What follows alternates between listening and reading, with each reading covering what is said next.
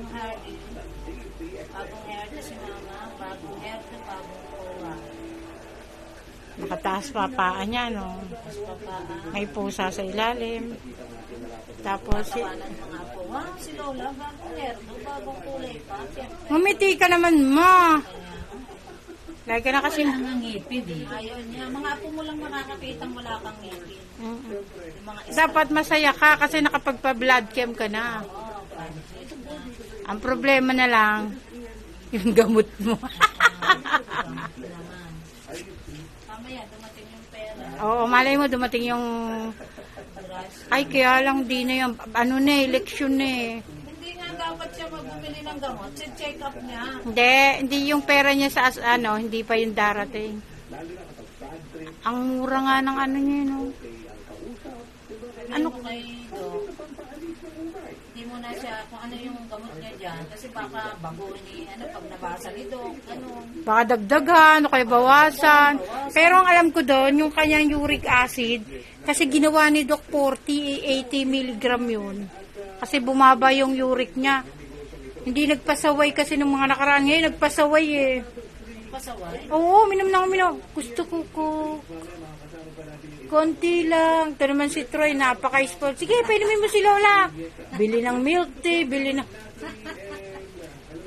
Gusto niya, Kasi kumakain ka ng hamburger tapos sinom ka ng coke na malamig.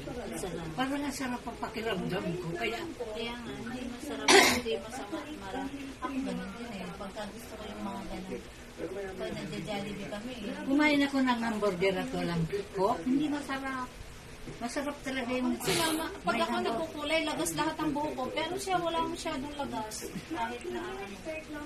Tama na, bilhin. Baka naman maano na yan. Tama na yan. Alam mo, Makati yan eh.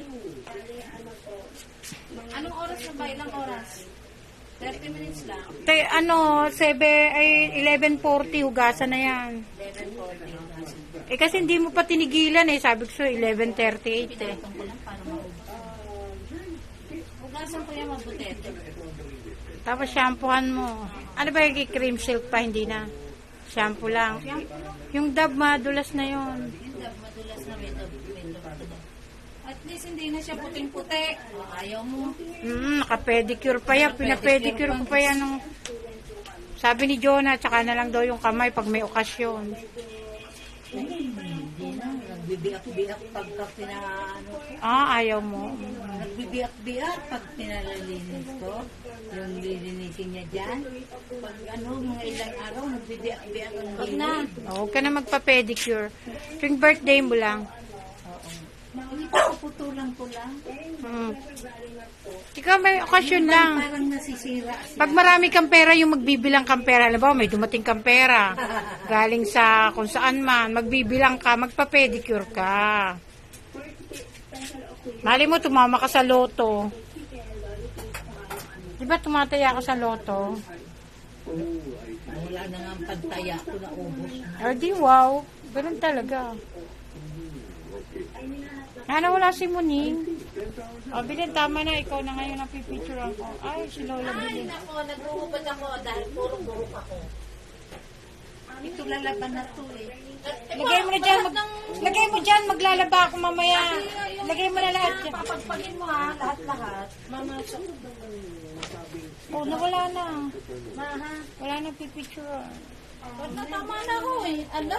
Patayin mo na ha. Ang sarap-sarap ng papakinggan